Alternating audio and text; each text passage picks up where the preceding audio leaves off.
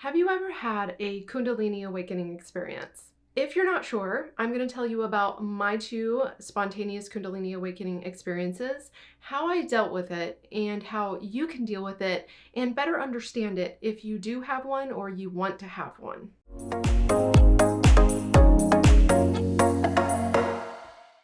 My first Kundalini awakening experience happened before I even knew what the word Kundalini was. I had never heard it. This was 20 years ago when I was in my early 20s. At the time, I was actually living on, it was considered sacred ground out in Port Orange, Florida with my family. We were living in a place that was known to have like Indian burial ground stuff around it. There was some history with it. And the house we lived in had a very, I want to say, high vibration for attracting things. And so there was a lot of activity, a lot of ghost activity, spirit activity, whatever you want to call it, energetic activity within my home at the time. It was a little freaky. And my mom actually, she sees spirits, and so she kept seeing spirits. She was seeing Native Americans, she was seeing people in the house, people outside of the house, inside of my car. There was a lot of spiritual activity going on where I was living. The other big thing that was going on was that I was just getting into the occult. I was starting to study the tarot and astrology at the time. I was dream journaling. I was actually practicing massage therapy and Reiki, energy work. And even though I wasn't awakened to my psychic senses at all at the time, I was really just studying and I was trying to understand it. And so I was dream journaling and just reading the books that were out there, which wasn't much, especially if you just went to like regular bookstores and stuff. And we didn't have Amazon or anything like that online where you could really find the information. So I was just studying on my own a lot of things in terms of the occult. So I came upon this book, and honestly, I don't remember the name of the book. If any of you have heard of or seen this book or heard of this book, if it rings a bell, please let me know. But this book, 20 years ago, I remember we got it, I think it was in like Barnes & Noble or something. But I was reading the book and it was really weird. It was about like this guy he was talking about aliens and the Greys, and he was also talking about these exercises you could do to see into the other dimensions and things like that. And it was so strange. Some of the exercises actually worked. They were what I call sensation enhancing or sensation type exercises. And so these sensation enhancing exercises, they're meditative work. They're practices that we actually do in alchemy. But back 20 years ago or more, I didn't know what I was doing. I didn't know what was going on when I was doing these practices. I was just trying them out to see what would happen. The sensation enhancing exercises, what they do is they help your senses, like your vision, your hearing, your feeling, all of that. It enhances it because some of the things you're doing is just meditating with them. You're going into mindfulness, presence, you're closing your eyes, and you're just really focusing on one sense, right, for a meditation. And so I was doing that where I would sit there for like an hour sometimes and just listen. And when you do those sensation enhancing exercises, it really does enhance that sensation, that sense. And so you can actually start hearing more subtle things, right? And it starts activating some things within you. It starts activating the chakra system, for instance, because each of those senses are attributed to a chakra. So with the combination of things that were going on at the time for me, I'm living in a house with a high vibe, a lot of spiritual activity going on. I'm practicing dream journaling, I'm practicing tarot, I'm practicing astrology, I'm reading, I'm meditating, and I'm doing the sensation enhancing exercises. All of this ended up causing some things to begin to happen very spontaneously. There have been times in the past that I have heard something or seen something or whatever, but not often, right? And when this happened to me, when all of a sudden I ended up with a few things. Here were my symptoms, and these are symptoms of a Kundalini awakening, and a spontaneous Kundalini awakening. 4 things happened to me, all with all with very, I mean, this was like within the same day, right? All of this happened to me within a few days. What happened was, the first thing that happened was that I experienced what's called telepathy. And telepathy is when you can hear and understand what people are thinking. So when people were speaking to me just constantly, it was super annoying. I could hear what they were going to say right before they would say it. So if somebody thought something or was going to say something, I would hear it in my head and then they would say it. And that was really annoying, and it was freaking me out, because hearing people's thoughts and not knowing how to control that, that's not a lot of fun. It's really not. The other thing that happened to me was sleep paralysis. I woke up and I could not move, and I felt an energy coming over me, and I felt my body going cold, and I felt the presence, right? That was the other thing that happened. The third thing that happened was that I was out working in a nightclub. I was in college at the time. And all of a sudden, like, I heard an audible voice. It was in my ear. It was a male voice, and the spirit just kept saying, "Hey, Brandy, Brandy, hey, Brandy." And it just happened a few times, very quickly, like 3-4 times, I think they said it. And I'm just going like this, like looking around. Nobody's around me. I was at work, and there were people in there, but nobody was around me. I'm just standing there and I'm freaking out because I can hear it audibly. And that's the only time I've ever heard an audible voice. Well, no, there was another time when the doctors put me on a medicine for something. It was nausea, and the nausea medicine made me hear voices. But that was the only other time. So it wasn't something that would just happen to me. And that was it. It was just like 3 times I heard it in my ear, and then it was gone. So it was a spirit kind of messing with me because I could hear it. The fourth thing that happened was that I started having highly spiritual dreams. Now, I was also doing dream journaling, which enhances your dreams so that you get more clear messages, more vivid dreams. And so I was, but these were extremely spiritual, and it was, I mean, it was amazing. I've never seen such vivid dreams in my life and had such like almost like direct messages. And since then, of course, I have. But at that time, I was like, whoa, what is happening? So all of these things happened pretty much at the same time. And especially the telepathy and the audible voice were pretty intense. And then the sleep paralysis scared the crap out of me. And so at this point, right, when all of these things happened, I was like, nope, this isn't cool. I don't know what's happening. And this is not what I want my life to be like, right? I was like, am I going crazy? Kundalini, spontaneous Kundalini activation. When the Kundalini releases and goes up and hits the crown and goes through that third eye and everything, goes through all your chakras, it activates all the chakras. And so all the psychic senses, the light body, everything enhances. Everything is just like more of an antenna, right? So you start experiencing all kinds of astral stuff, and you become very in touch with, you know, more subtle sensory perceptions. So essentially, when this happens and you activate all the systems, and then you are working with the higher dimensions, the higher chakra systems, you really have to make sure that the lower chakras, the karmic chakras that hold your karma, your emotions and shadows and things like that, you have to make sure those are clear.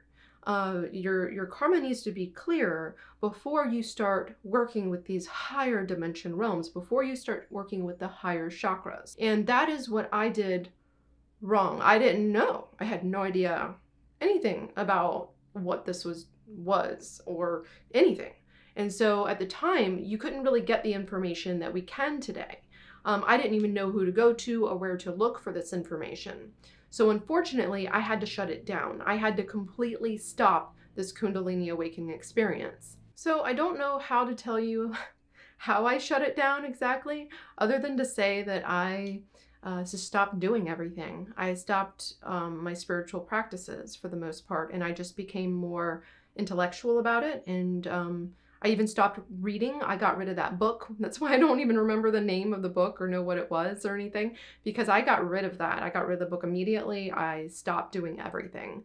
And so it just, I shut it down. I think it was just more of an unconscious thing where I'm like, or you could say conscious, because I was like, nope, done, not doing that anymore. And so then I just became very intellectual and studied for many, many years.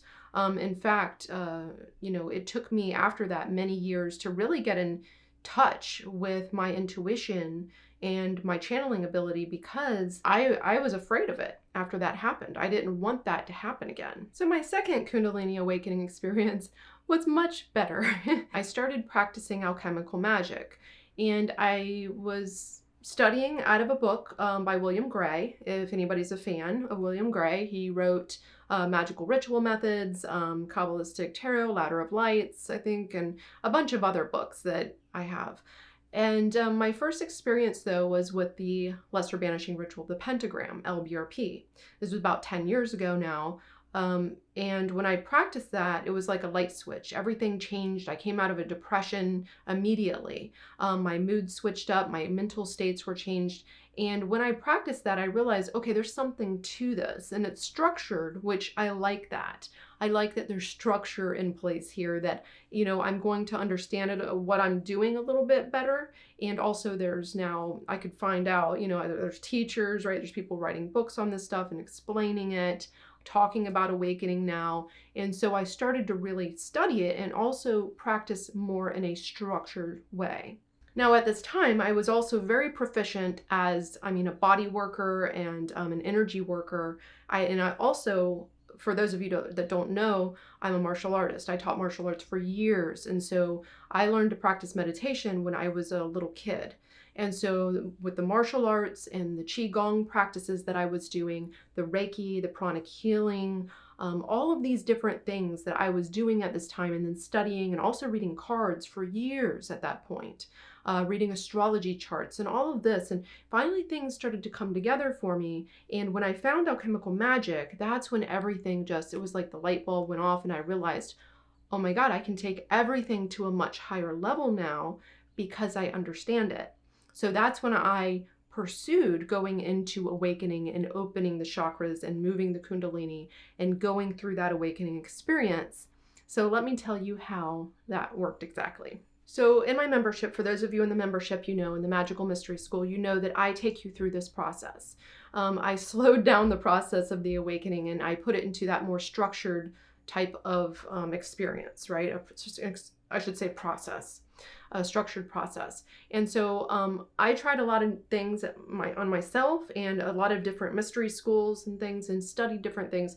And what I found worked really well for me was a combination of Qigong, alchemical rituals, including banishing and invoking rituals, along with Kundalini awakening exercises from Tantra, which is practiced in high magic, and alchemical meditation practices like sensation training, among others like tarot contemplations and scrying and things like that. So when you start putting all of this together and you look at it like a process, for instance, Qigong will help you to move energy and to increase your energy in your light body. Okay, so you start off with some Qigong, and then you start jumping right into the alchemical work where you start clearing, with like Lesser Banishing Ritual of the Pentagram and Lesser Invoking Rituals and things like that, you start really clearing and invoking more light, and so it balances you.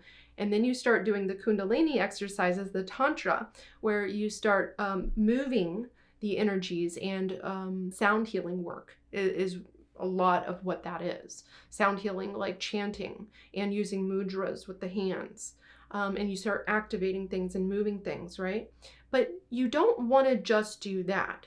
Another big part of this is mental. You want to do mental transmutation. So not only energetic transmutation, where you're moving the energy, but you want to do mental and emotional transmutation. And when you do that, that's alchemy. That's true alchemy. That's when you're doing shadow work. You're really, and that was a big part of this for me, doing the shadow work. You got to do the shadow work, right? So you start clearing and you start working with these karmic issues that are in a way, haunting you, right? You get that cleared and you start working as a more clear channel. And when you have an awakening, like I did the second time, now it makes more sense and you're not out of control with it. So here was my experience. So my experience was more structured and more of a step-by-step rather than so much of a spontaneous, like crazy telepathy and spirits like speaking where I could hear them and I didn't know what was going on. It wasn't like that the second time. The second time I had, if you've never had an overflow of compassion run through you during meditation, then you haven't got to the point where you should be in meditation. So you want to keep practicing. And that's why I love the alchemical work and the tantric work, the Kundalini awakening, all of this, because it gets you to that point where you're in true bliss and you're like buzzing at a high vibration. It alters your moods, it alters your chemicals, it enhances your light body. And so that's what I was doing, I was doing these exercises. And I remember when I would open the heart chakra with my chants and everything at that point, I would feel the overflow, right, of compassion come in, and that was new for me. And that feeling I realized very quickly was, oh my God, this is Kundalini rising and moving through the chakras and opening and activating them. Because for years I was dealing with a lot of chakra constrictions, karmic chakra constrictions, and especially with the heart chakra and the lower chakras and stuff. And when I started doing this, they started opening. And that is what you want to do. You want to start working with it structurally, opening, but more, allowing the compassion and the activation to flow through you without suppressing and being scared of it, right? That's a big key. You don't want that to happen. You don't want to push things down and freak out. You want to allow things to move and be okay with it, be happy that it's moving. So at that point, that is when my psychic senses were like crazy enhanced. I became a very pure channel. I was speaking to spirits. I was getting information that I needed. I was helping people. Just everything started flowing and everything was different. And I felt really, really good. So this changed my life.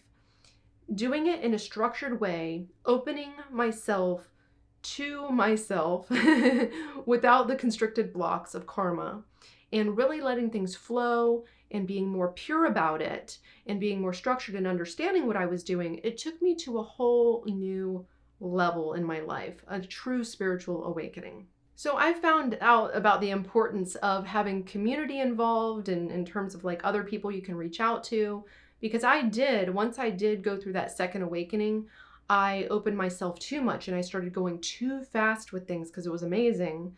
And I just kept doing it. And then I ended up dealing with some things that I have talked about in some other videos, like the ghost stories videos and stuff, where things started happening where I wasn't really controlling it the way that I should have been. But thankfully I had teachers in place, I had communities in place, and I had books and structures where I was like, oh, okay, this happened. Okay, I'm going to do Rose Cross ritual, get rid of it, clear that energy. And so I had a better hold on things.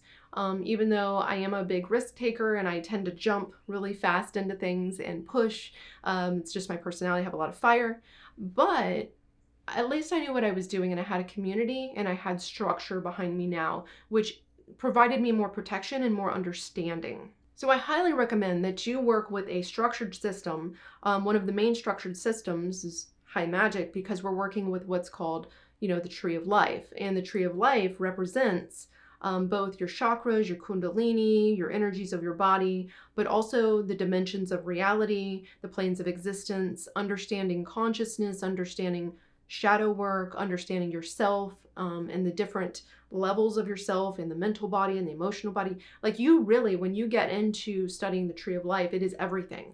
And it teaches you how to be a better creator in your life, and also how to awaken in a structured way. So that is what really helped me. And that is now what I get to help all of you with. And for those of you in my membership as well, I take you through that structured step-by-step system. So anyways, that is for me, this is like a life-changing thing. And I get to now see all of you go through this as well, which is really amazing for me and makes me so happy. So for those of you out there dabbling around and you want to have a Kundalini awakening, or you want to have an awakening experience, or you want to open your chakras, just be careful with that, and just make sure that you either have a teacher in place or a community in place, or, you know, something, some type of environment. There's lots of mystery schools out there. So if you don't resonate with mine, check out some other ones. There's the Golden Dawn, there's the OTO, among many other ones. I'm not sure which ones are still active today, so I won't go into all of those. But I know, you know, Bodo is a really big one. Anyways, if you do have questions about that, I can always, you know, try to list them for you. If you have questions about which ones are still out there, like the Rosicrucians and everything, Golden Dawn. But there's a bunch of books out there too. Just make sure that you have more than a book, because I started out with a book, and then when I freaked myself out, I didn't have anybody to talk to. And then my second awakening experience, I actually reached out to the author of a book when I had an experience, and thankfully that author gave me some really good advice, which is really cool about the internet, right? But I do suggest being careful. You don't want to have some awakening experience that pushes you over the edge in a way, causes you to freak out and get really scared, or to, you know, start opening yourself and attracting energies that you don't want. So just be careful and make sure you have some type of community or teacher in place out there for yourself if you're going to do this kind of work. I would love to hear about your Kundalini awakening experiences, or any of your awakening experiences. I know we talk about it a lot on Discord in my community, but for those of you out here on YouTube watching me, go ahead in the comments and tell me a little bit about your awakening experiences. I do love the subject, obviously. It's one of my favorite subjects to talk about. So, all right, thanks everybody.